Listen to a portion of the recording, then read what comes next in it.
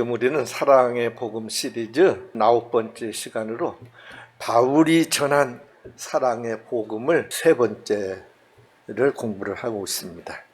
오늘은 사랑은 어떻게 하는 것인가 하는 것을 배우게 되겠습니다. 이거에 이렇게 펼쳐보시면 가운데 부분에 성경 보감, 사랑은 어떻게 해야 하는 것인가, 고린도전서 13장 4절로 7절 말씀을 이제 체계화 시켰습니다. 이 말씀은 사랑하는 사람이 해야 하는 것이 어떤 것이고, 그리고 하지 말아야 할 것이 있습니다. 해야 하는 것이 7가지입니다. 이것을 적극적 사랑이라고 그래요. 오래 참는 것이고, 온유한 것이고, 셋째는 진리와 함께 기뻐하는 것이고, 넷째는 모든 것을 참는 것이고, 5번째는 모든 것을 믿는 것이고, 6번째는 모든 것을 바라는 것이고, 7번째는 모든 것을 견디는 것입니다. 하지 말아야 될 것은 8가지요. 하지 말아야 될 것은 시기하지 말아야 됩니다. 둘째는 자랑하지 아니해야 됩니다. 셋째는 교만하지 않는 것입니다. 넷째는 무례히 행하지 아니하는 것입니다. 5번째는 자기의 유익을 구하지 않는 것입니다. 그리고 6번째는 성내지 않는 것입니다. 7번째는 악한 것을 생각하지 않는 것입니다. 8번째는 불의를 기뻐하지 않는 것입니다. 이렇게 7가지를 해야 되고, 그리고 8가지는 절대 하지 말아야 됩니다. 이제부터 어떻게 사랑을 해야 되냐? 이렇게 사랑해야 됩니다. 오늘은 바로 그 중에서 3가지만 오늘은 강의를 하도록 하겠습니다. 사랑합니다. 사랑이라고 하는 거요, 애틋하게 그리워하는 거예요. 여러분 얼마나 그리워해 봤어요? 여러분 지난 한 달간 저 그리워해 봤어요? 안 해봤어요? 그러면 저 사랑하는 거 아니에요. 애틋하게 그리워하는 것입니다. 그러잖아요. 여러분처럼 그 처녀 시절에, 총각 시절에 많이 해봤잖아요. 아주 그리워지는 거예요. 애틋하게 그리워지는 것이에요. 그리고 아주 좋아하는 거예요. 그냥 좋은 거예요. 그 사랑하는 대상이 그렇게 좋은 거예요. 그게 사랑이에요. 좋아하는 것이 사랑이에요. 그리고 이제 여자분들, 하나님께서 사모하는 마음을 준다. 사랑을 여자들 전유물로 줬거든요. 남자들보다도. 남자들은 잘 사랑하는 법 몰라요. 남자 진짜 여자분들 볼 때 사랑할 줄 알아요? 몰라요? 숙맥들이야. 그냥 이해가 안 되는 거예요. 여자분들은 사랑을 하나님께서 주신 그 사랑을 가지고 살아요. 그래서 사모를 많이 해요. 그리고 늘 주고 싶어요. 막 주고 싶어요. 그리고 함께 하고 싶습니다. 그리고 그냥 위해주고 싶어요. 보호해주고 싶어요. 이것이 사랑이에요. 오늘 읽어드릴 성경 말씀은 여기에 추가하는 아주 중요한 사랑의 구체적인 방법을 오늘부터 15가지를 이제 가르쳐 주는 거예요. 첫째가 뭐라고 그랬어요?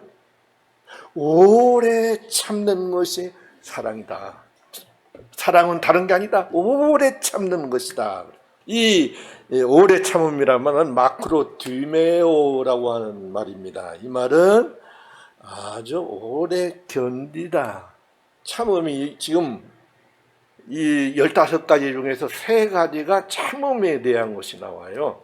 참음이 오래 참는다는 거, 그 다음에 모든 것을 참는다는 거, 그 다음에 견딘다는 거.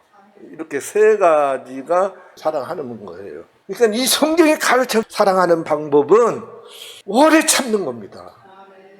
오래 참지 못하는 사랑은 사랑이 아니에요. 여러분 자녀들 사랑하는데 얼마나 참으세요? 똑같이 참잖아요. 근데 남편하고는 그러지를 못해요. 그러면 안 되죠. 부부 간에도 오래 참는 겁니다. 끝까지 참는 겁니다. 지금 말하면 죽을 때까지 참는 겁니다. 사랑은 다른 게 아니야. 오래 참는 것이에요. 끝까지 참는 것이에요. 사랑의 대상자가 나한테 잘못하는 것을 끝까지 참는 것이죠. 오래 참는 것이에요. 그리고 그 배신한 것, 사랑 그 대상자가 나를 배신을 해. 그 배신한 것을 오래 참는 거죠. 돌아올 때까지 참는다 그 뜻이에요. 우리 예수님께서 가르쳐준 중요한 예와 하나가 있어요. 작은 아들이 돈 달라고 해가지고는 그만 나가지고 방탕해서 그렇게 살았어요. 우리 예수님께서 사랑은 바로 이 아버지와 같은 이것이 바로 사랑이다. 오래 참은 겁니다. 자식이 돌아올 때까지 참은 것입니다. 사랑은 돌아올 때까지, 배신한 사람이 돌아올 때까지 참는 거예요. 우리 예수님께서는 죽을 때까지, 말하면 오래 참는다는 말은 죽을 때까지 참는다 그 뜻입니다. 성경 말씀에 이런 말씀을 해요. 오직 너희를 대하여 오래 참으사 아무도 멸망치 않고 다 회개하기를 원하시느니라. 우리 예수님께서 얼마나 언제까지 참냐? 세상 끝날까지, 심판할 때까지 참는다는 것이에요. 그런데 다 구원 받을 때까지 참는데요. 여러분, 저희가 하나님 구원 받을 때까지 참는 겁니다. 우리 예수님께서 그렇게 참으신 거예요. 끝까지 참으신 거예요. 꼭 여러분들은 이 하나님의 사랑, 끝까지 참으시는 하나님의 사랑, 끝으시는 사랑, 우리 예수님께서 죽을 때까지 구원 받을 때까지 참으시는 그 사랑 가지고 내가 심판하지 말자, 내가 미워하지 말자, 내가 복수하지 말자, 올 때까지, 내 품으로 돌아올 때까지 참자. 그것이 바로 사랑이라는 것입니다. 여러분들 사랑은 이제부터 오래 참는 것이라는 것 절대 잊지 마시기 바랍니다. 하나님처럼, 예수님처럼 오래 참으시기를 바랍니다. 한 번은요, 한 성도가 씩씩거리면서 목사님한테 와서 호소를 합니다. 목사님, 나 더 이상 살 수가 없습니다. 나 이혼할 수밖에 없어요. 지금 목사님들은 거의 다 그러라고 그럽니다. 그렇게 사느니 그냥 이혼을 해버리라고 그럽니다. 근데 이 목사님은요, 자매님, 남편이 자매님 얼굴에 침을 뱉은 일 있습니까? 아니요. 그럼 남편이 자매님 머리에 가시채로 그 때린 일이 있습니까? 그런 일 없어요. 그럼 남편이 자매님을 채찍으로 때리던가요? 아니요, 그런 일 없는데. 그럼 남편이 자매님 손에 못을 박은 일 있습니까? 그런 일 없는데요.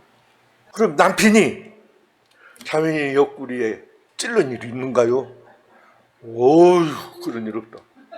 자매님, 그러면 남편이 죽이려고 한 일 있어요? 참 이상하군요. 예수님은 당하면서도 안 부리시고 그렇게 사랑하시는데 자매님은 어떻게 해가지고 그렇게 이혼을 하시려고 그러니까 미워요. 정 떨어졌어요. 안 맞아요. 그래서 이런 일을 하나도 안 겪었어. 그런데 정 떨어졌대. 이제 사랑이 다 떨어졌대. 그래서 이제 재미없어서 못 살겠대. 그래서 이혼을 하겠대. 예수님은요, 그런 것까지 다 참으시고 십자가의 마지막에 죽기까지 하셨습니다. 그러니까 예수님 그 사랑처럼 우리도 오래 참는 것, 그것이 바로 사랑이라는 거 절대 잊지 마시기 바랍니다. 오래 참자, 끝까지 참자, 그냥 죽기까지 참자. 이것이 이 바울 사도가 가르쳐 주신 하나님의 사랑법입니다. 성경이 가르쳐 주는 사랑은 어떻게 하는 것이냐? 오래 끝까지 참는 것이다. 둘째는 사랑은 온유한 것이다. 이 온유란 말은 크리스토마이라고 하는 말입니다. 아주 부드럽게, 따스하게, 원만하게, 그리고 친절하게 저 사람을 무엇인가 유용하게, 내가 저 사람에게 유용하게 대해주자. 그게 바로 이 온유란 말이에요. 사랑하는 사람은 온유한 것입니다. 여기 이 온유는 태도가 온유한 거예요. 사랑은 온유한 겁니다. 부드러운 것이에요. 절대 깜빡하지 않습니다. 사납지 않습니다. 그리고 우리 한국 분들은 온유하지를 못해요. 꼭 무슨 싸움하러 나온 사람 같아요. 공항에서 들어오면서도 봐도 한국 사람은 틀려요. 되게 기독교 세계에서 살던 이 잘한 사람들은요, 되게 부드럽습니다. 그런데 우리 한국 분들은 그렇지 않아요. 특별히 이 아줌마들, 이 아줌마 부대들 결혼해서 애 몇 낳고 나면요, 얼마나 싸나운지 온유하지를 못해. 싸나워요. 그러면 안 돼요. 항상 태도는 온유해야 됩니다. 사랑은 온유한 것입니다. 우리 예수님께서는요, 이렇게 말합니다. 예수님이 하신 말씀이요, 나는 마음이 온유하고 겸손하니 나의 멍에를 메고 배워라. 내 멍에 메고 배워. 온유를 배워. 겸손을 배워. 이것이 바로 예수님 사랑으로 살아가는 것이에요. 예수님이 온유했으니 겸손했으니 나도 사랑의 예수님처럼 온유해야 내가 사랑하는 거예요. 사랑은 다른 게 아니다. 온유하는 것이다. 어찌든지 온유하게 살아서 바른 사랑 꼭 하시기를 바랍니다. 지도자들은요, 항상 강해야 됩니다. 리더들은요, 강해야 돼요. 그래야 이게 통치를 할 수가 있어요. 그런데 모세는 그 이스라엘 백성 끌고 나오면서도 항상 온유했습니다. 민수기 12장 3절에 모세는 온유함이 지면의 모든 사람보다 승하더라 그랬어요. 니체라고 하는 철학자가 온유함은 약자의 미덕이다. 약자들이 그래야 산다는 거예요. 약자들만 그렇게 온유하지 강한 사람은 온유 않다는 것입니다. 그렇게 강한 것을 찍잖아요. 그래야 된대요. 그런데 다윗은요, 모세나 다윗은 그런 위대한 왕이었는데 아주 온유했습니다. 바로 온유한 것이 약자들을 대하는 리더가 가져야 될 미덕이다. 모든 사람들이 약자들이잖아요. 내 밑에 있는 사람들은 내게 대해서 전부 다 약자들이잖아요. 내가 강하면 돼요? 그건 니체가 미친 사람이 하는 소리예요. 다윗은 하나님의 사람, 다윗은 아니다. 이것이 내가 가져야 될 미덕이다. 왕이 가져야 될 미덕이다. 그래서 다윗은 항상 온유했어요. 사랑 나단이라고 하는 선지자가 와서 당신 가난했지? 하니까 소리 없이 김정은처럼 쳐낸 거 아니야. 김정은은 무조건 갖다 무슨 말하면 쳐내버린대요. 그런데 다윗 왕은 그게 아니야. 내가 잘못했습니다. 내가 잘못했습니다. 내가 벌받아야 마땅해. 온유한 것입니다. 사랑은 다른 게 아닙니다. 온유한 것입니다. 여러분 꼭 온유하시 바랍니다. 항상 사람들은요, 온유한 사람을 좋아해요. 사랑하고 싶어요. 항상 사랑은 온유한 것입니다. 모세처럼 다윗 왕처럼 항상 온유하게 살아가는 여러분들 되시기 바랍니다. 대학 교수 부부가 있었어요. 그런데 이 둘 다 교수다 보니까 그 자기가 배울 만큼 배웠고 전문가이고, 그러니까 이 두 분이 가정에 문제가 생겼어요. 되게 많은 사람들은 이렇게 많이 배웠고 훌륭한 교수님들이고 지적으로나 사회적으로나 인격적으로나 문제가 없을 것 같아서 그 사람들은 인고 부부로 그렇게 살겠지 그랬는데, 이 둘은 둘 다 훌륭하다 보니까 속일 줄 몰라요. 당신은 당신이고 나는 나야. 이 사람들 문제가 있겠어요, 없겠어요? 보통 문제 아니잖아요. 둘이 이게 똑같으면요, 온유하지를 못하고 자기를 굽힐 줄 모르고 자기 부족을 모르고 그렇게 자기 배운 것을 전문가라고 생각을 하고 있으면요, 이 두 분은 아마 그렇게 이제 강했던가 봐요. 그래서 이 가정이 말할 수 없이 문제가 생긴 거죠. 또 결국 이제 그 남편이 너무 불행하다. 누가 봐도 우리 가정에 문제가 없을 것 같은데 문제가 있다. 아이고 교회 나와서 이제 신앙을 갖게 되었습니다. 이렇게 말씀을 듣다 보니까 이제 깨달아진 거야. 우리 부부는 너무 인품만 챙기고 너무나 자기 아는 것만, 자기 고집이라는 걸 말할 수가 없습니다. 끝까지 고집한 겁니다. 그러니까 이 여자가 얼마나 그동안에 어렵겠어요. 여자도 물론 똑같았어요. 여자 배운 게 또 더 문제예요. 여자는 조금 모른다 싶으면 그래야 남자들 데리고 살기 좋거든요. 그런데 뭐 좀 배웠다 하면요, 그걸 자꾸 적용을 시켜가지고 그건 그러면 안 되는데 이렇게 하세요. 교수님 이렇게 해야 됩니다. 하고 막 가르치려고 들어오고 그러니까 문제가 너무 많아가지고 이분이 이제 우울증 직전에 간 거예요. 근데 이 남편분이 말씀을 들어야 돼요. 그러니까 교회 와서 말씀 들으면요 자신이 보여지잖아요. 야, 내가 숙여야 되겠구나 하고는 여보 미안해요. 내가 잘못했어요. 미안합니다. 그러니까 여자들은 또 그 말 들으면 그렇게 좋은가 봐요. 잘못했다고 하면 그렇게 좋은가 봐요. 미안하다고 하고 자기 잘못했다고 하고 용서해달라고 하고. 그러니까 이 양반이 확 여자들은 쉽게 풀려지는가 봐요. 그러죠? 그래서 이 여자 교수님은 그 자리에서 같이 내가 미안해요. 내가 부인으로서 자격이 없어요. 너무 잘못했어요. 그러니까 문제가 다 해결된 거예요. 그러니까 서로 온유하게 하면요 절대 문제가 생길 필요가 없습니다. 문제가 다 해결됩니다. 이제부터 온유하시기 바랍니다. 그 다음에 세 번째로는요, 사랑은 시기하지 않는 것이라 그랬어요. 지금 말씀의 순서대로 합니다. 할 것과 아니할 것을 이제 따로 구분하는 게 아니고 말씀의 절수대로 지금 쭉 나갈 거예요. 오늘은 이 4절 말씀에서 세 가지. 오래 참는 것, 둘째는 온유한 것, 셋째는 시기하지 않는 것. 이 시기하지 않는 것, 젤로라고 하는 이 말은 질투하다, 투기하다, 막 싸움내는 거죠. 이거 비교해가지고 싸움내는 거. 그리고 탐하다, 막 열정이다 하는 그런 의미가 있어요. 되게 시기하는 사람들은 얼마나 파고드는지 몰라요. 열심인지 몰라요. 그게 젤로예요.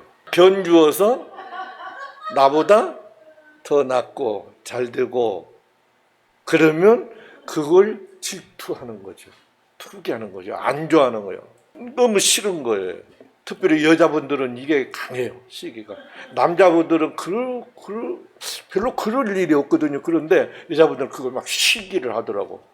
아니 나무 자식이 잘 되면 그게 좋지 뭐 그것 가지고 야 이 새끼야 너는 어찌 가지고 아버지를 닮아가지고 그렇게 머리가 안 돌아가냐.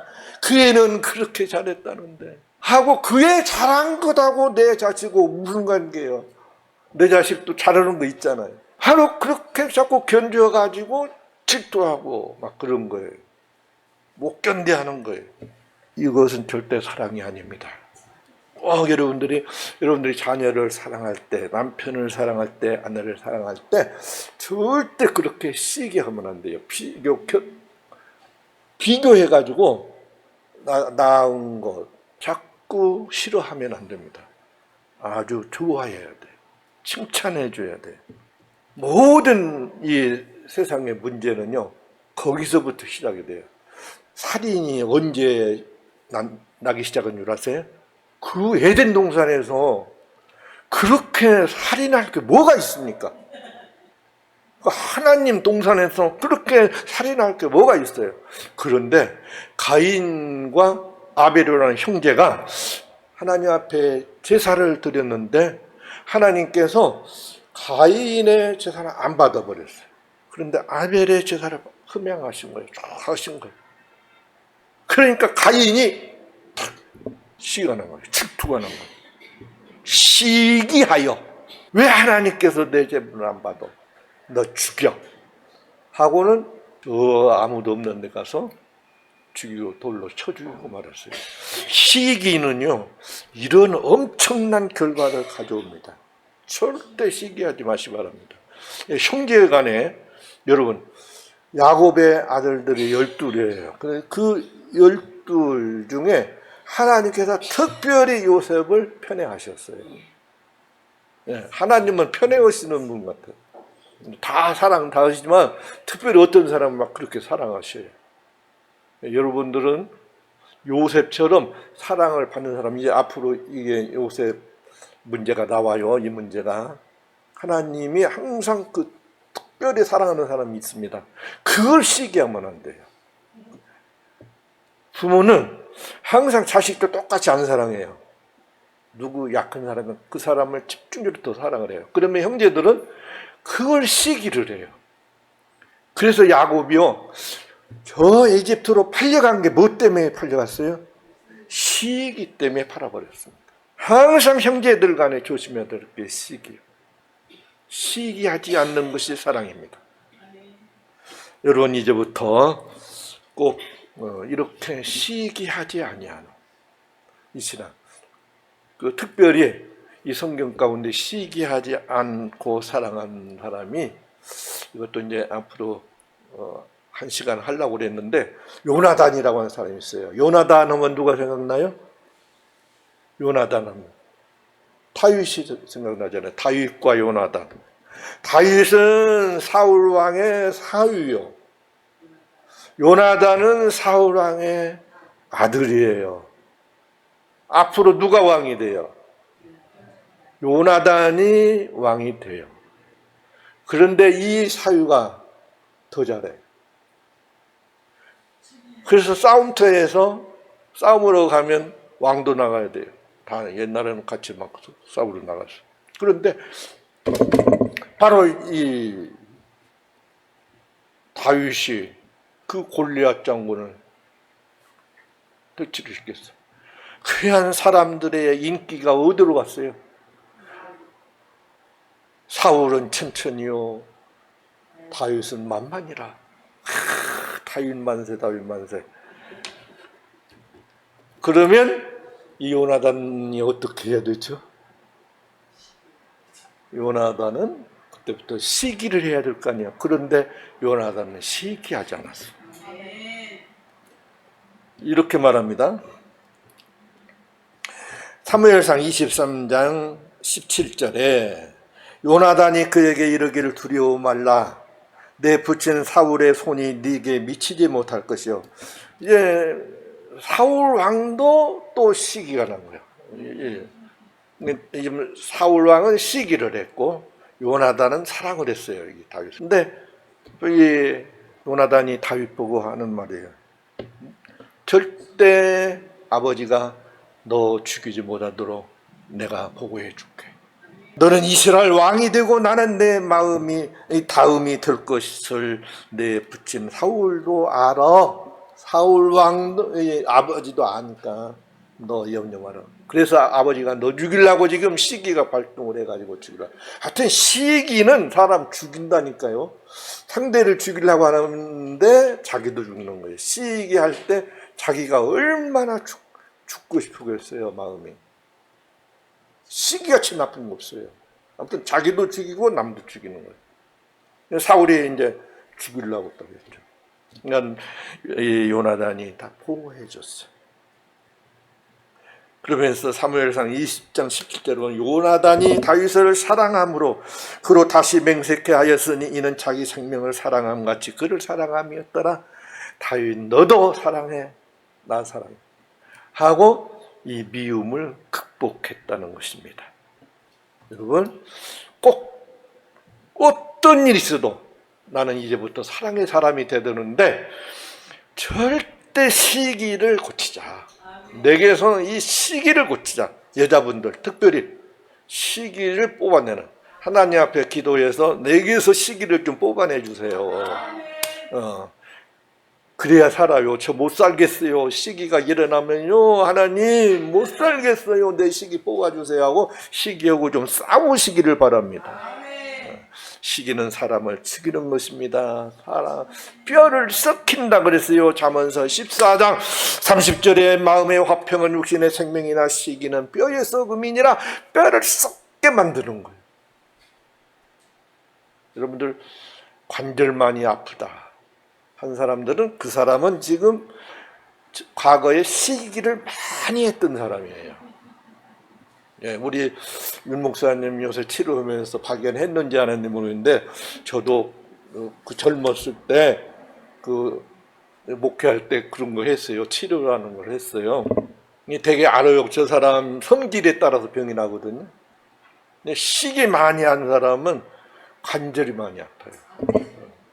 는 항상 조심해야 됩니다. 시기 때문에 내 뼈가 썩어서 이런다. 다 닳아져서 그런다. 분명 말씀이 그러잖아요. 말씀이 지금 진단을 내린 거예요. 네 뼈가 아픈 것은 다른 게 아니야. 네 시기 때문에 그래. 시기가 뼈를 썩게 하느니라. 여러분, 어떤 일이시오 시기를 다 버리시기 바랍니다. 사랑하시기 바랍니다. 시기하지 않는 것이 사랑이다.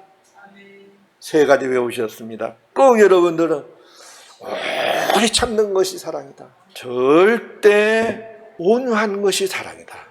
막 괜히 되지 말자. 깐깐하게 막 강하게 하려고 하지 말자. 항상 숨기고 온유하게 부드럽게 태도로 갖자. 그리고 절대 내 속에 시기를 버리도록 하자. 여기서 해방돼서 진짜 사랑하는 여러분들 되시기를 축복합니다. 기도하겠습니다.